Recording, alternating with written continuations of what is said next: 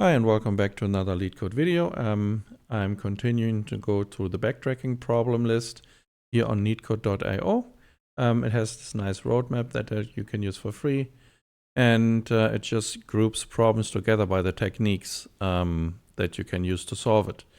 LeetCode 150 is kind of the blind 75 list, but extended, so you have more problems to review and more to practice all of these different techniques.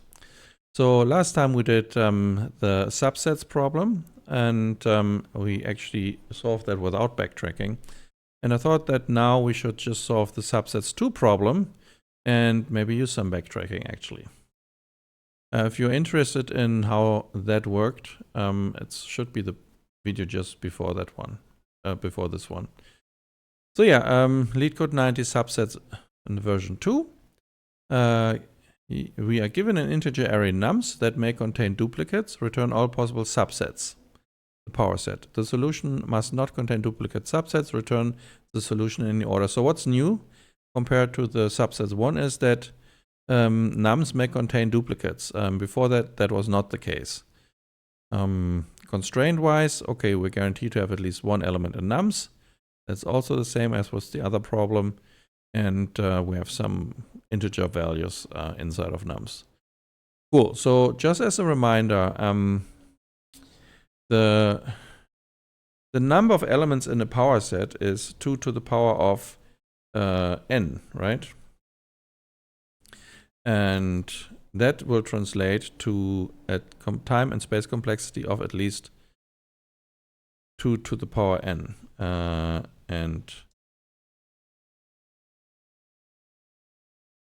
Space because we need to store the results, and time because we need to compute all the results. So we might have to update this in a little bit, but this is kind of the direction that we're heading towards. Now in Python, well, actually, let me go through how to build the power set, right? Just with one example in case you haven't seen the previous video. So if you have a set of 3 numbers and you want to build a power set of this set, what you do is you find all, well, you pick, but you start with a seed of an empty set, and then you have a loop where you combine the empty set with the first element, the empty set with the second, and the empty set with the third element. And that now gives you a new updated power set that is not yet complete of these elements. The empty set and the set that contains only one element. Now, what you do is you make all combinations of 2 numbers. So you basically iterate over the 3 elements that you just created and the 3 elements in your set, and you combine them again. So what you then up is with 1, 2, with 1, 3, and with 2, 3. And 2, 1, 3, 1, and 3, 2 are basically duplicates of this. Now, when we have non-unique numbers in our set, we have to be a little bit careful, because in Python, you cannot have a set that has sets in it, because a set is not a hashable value. So we need to find another way of how we can deduplicate sets without doing the comparison ourselves. And something to do is by just creating a tuple. So tuples in Python, they're hashable. And if we add them to a set, and we can add the same tuple as many times as we like, there will only be one instance of that tuple in the set. Now the drawback is that the set in a tuple, the order of the elements matters. So the tuple 1, 2 is not the same as a tuple 2, 1. And if we want to use an approach where we pick one element, then combine that with the rest of the elements, we need to ensure that we pick the numbers in the right order. especially since we have duplicates, right? So we don't want to create, if we have an unsorted list like this, you'd create a combination of 1 and 2, and then later of 2 and 1, and then later of 1 and 2. These are the same subsets, but as tuples they would be different. So that is why for this problem we're going to sort the numbers array to get started. And to build the subsets, last time we used an iterative approach. This time we're actually going to use a recursive one with backtracking. So we're going to need a helper that we will use, and return helper, helper. And this helper method should basically do what we do by hand, right? It should, well, we want to tell it, you know, which element should you start to pick. And we're going to start picking the element at the first position at index 0 from our array. And then we're just going to iterate over all of the remaining numbers to add them to our already picked one. And then recursively, we will, in the recursion, we will essentially increase our starting position so that we combine 1 with all these numbers here, or that we combine 1 with all these numbers that start from here, etc., etc. So that way we make sure that we find all of the combinations between the picked number and the one that we want to get. So it will look a little bit like this. So when we start, the first thing we do is we add the first element that's essentially at we add the elements that we have so far as a set. So if we are starting at 2, we want to add all the elements before as a combination. So what we will need is we need to keep track of which elements we've already visited, right? And subset, I will call this subset. And we also need to have some kind of a result to which we will add this, right? So we will add the current subset, but in order to add elements to the subset in order, it needs to be a list. However, we said we wanted tuples, right? So, and we can do that simply by doing this. Right, so this is how we would do that. We would convert the subset list into a tuple and add that to our result. And the result should be a set as well. And I'm just going to pass it in here. That's the final result set.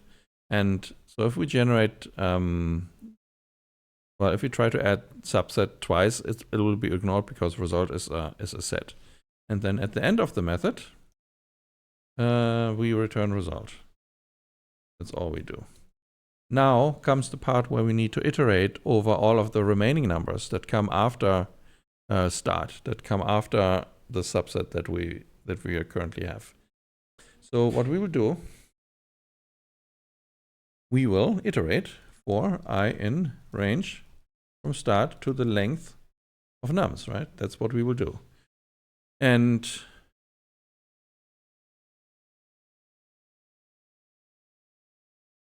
yes, that's what we will do. And actually, well, we should probably start. Where should we start? Well, actually, yes. So in the beginning, when we call the helper function for the first time, there's nothing here. There's nothing to add because that is empty. So we're adding the empty set.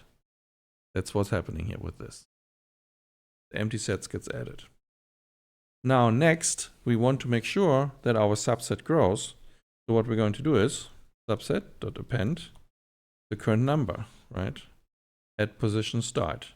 So we're picking the nth number as our start.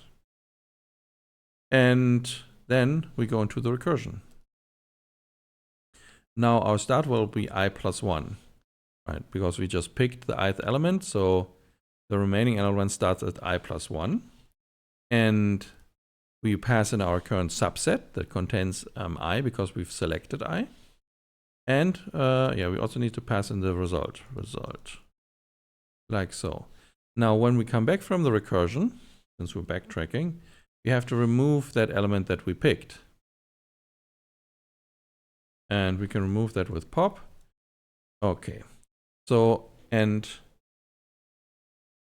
what we're doing, and I'm probably explaining this wrong first, but if we have, these are maybe the numbers that we have, what we will do is, inside the helper method, we get a pointer from where on we're going to use the array. And then what we do is we will, in each iteration of for loop, we will pick one of these elements. We might pick this one, we might pick that one, and then in the recursion, basically, that is our next pointer. So then we start to pick the next element from here, etc., etc. So we start iterating over all of these remaining elements from where the pointer is. And so that guarantees that we pick all of the different combinations. And if our nums array has a length of, let's say, n, that means we have an O of n operation inside the loop. But then we also have the branching factor. So I think we'll actually have a runtime of n times 2 to the power of n. This is where the n comes from. And 2 to the power of n is the different combinations of how we can pick elements.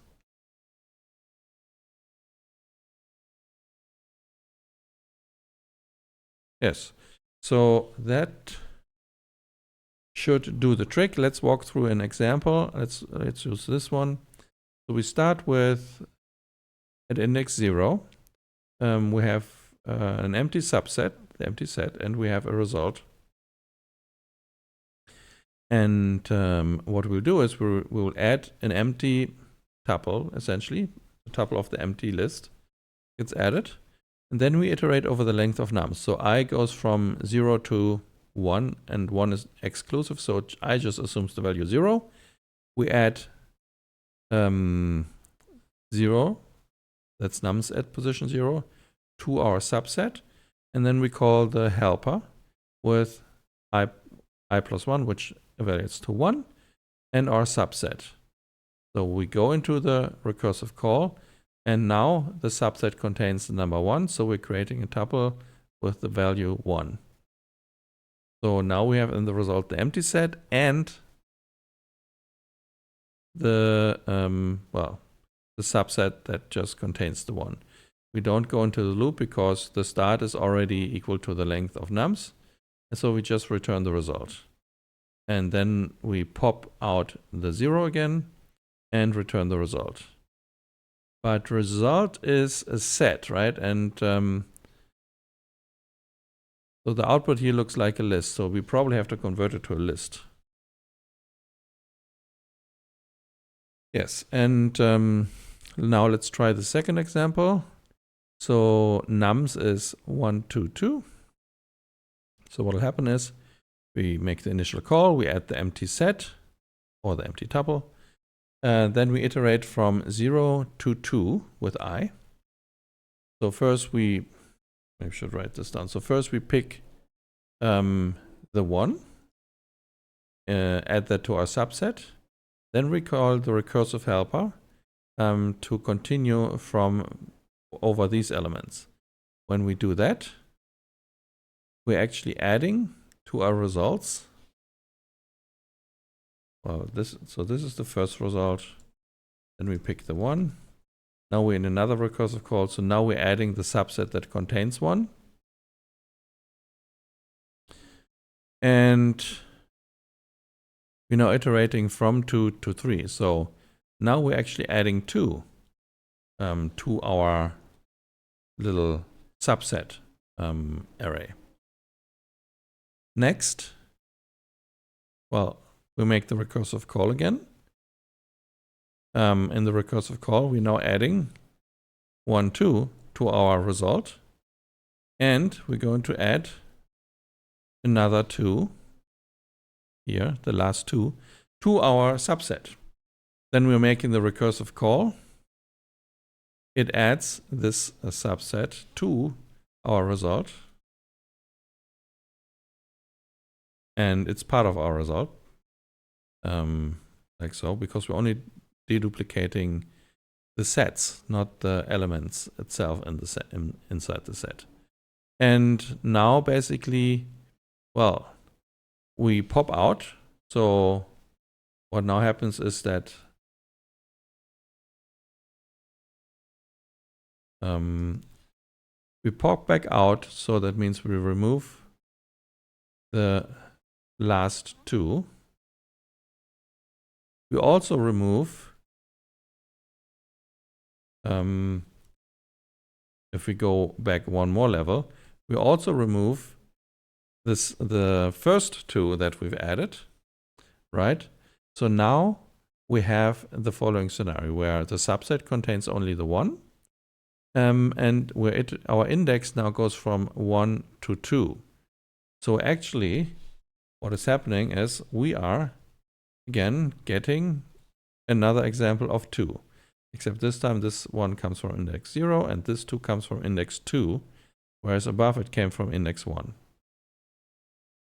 Right, so we go back into the recursion, we add this as to our result. It already exists, so nothing changes. And since we've reached the end, we're not going to go into the loop, and we just return. And we also return again. And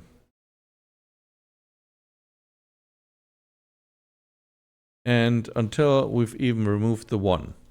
So now we are back at the initial call after we called helper from here. So we picked the 1 before, and now I becomes index 1. So the first thing that we pick is actually 2. That is in our little subset now. So 2 is in our little subset. And then we go into the recursion. And that means we have to add 2 to our result, because 2 is new, so it gets added. Then we go into the recursion again to touch the last element. So now we have 2, 2, and we make the recursive call, and 2, 2 is not yet in our result set, so it gets added here. Now, these 2 loops unwind again until we are back at the very root of the call, like when we did this call, and I advances from in position 1 to 2. So that means we're going to get another 2 in our subset. We go into the recursion. Now 2 already exists, so we're not adding it again, and we've already reached the end of the array. So those values are actually the ones that we will compute, and that's exactly what we see here in this example. Yes, so I'm fairly confident that this should work.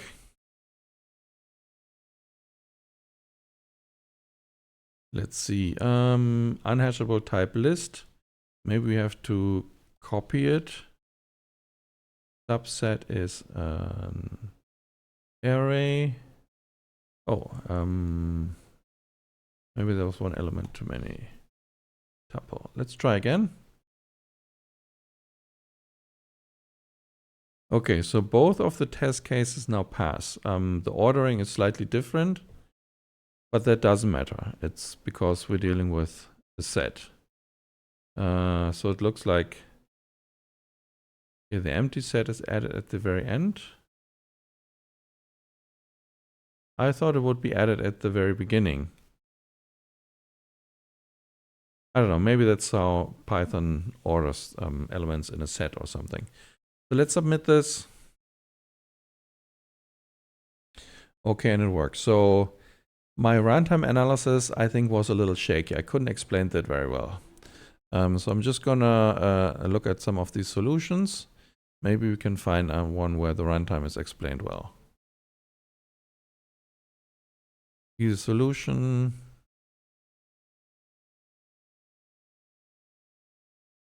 Def first search, that sounds like what we do here. And combination sum, it does the sorting as well.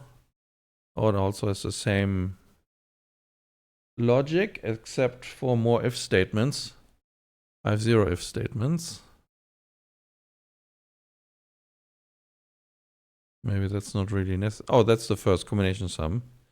Combination sum 2. Subsets 2. So that's where we are. Okay, so that looks very similar. Except that it puts the result variable outside of the helper function and uses some if cases that I don't really think are needed. If IDX. Okay. So this one just skips over, I think, duplicate elements. That's what that does. So that's an optimization, but let's see. No runtime analysis here. That's not good.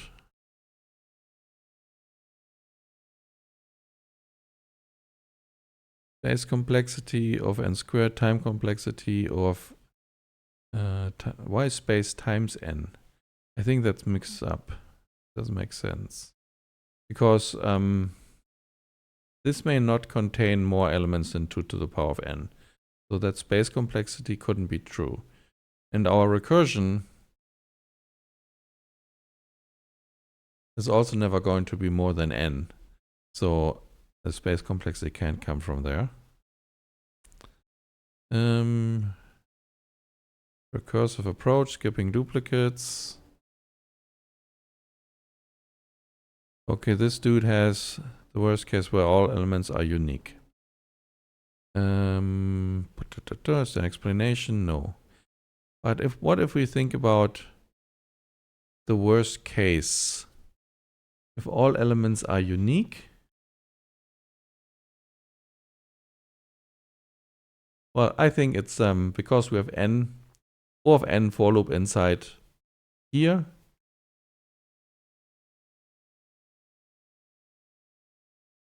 That's what adds this this factor n here. And well, that's my my noobish reasoning that we need O of 2 to the power of n space. That's an upper boundary, right? And that happens when all elements are unique. Then we actually need that. And we need time to construct all of them. But we also need time to iterate over the length of the array. That's my explanation. That's probably not the best explanation, but yeah, I'll just go with that. So yeah, we'll close it here. That was another practice video. If you're wondering why I'm so slow or don't see things that you might see, it's because I'm practicing.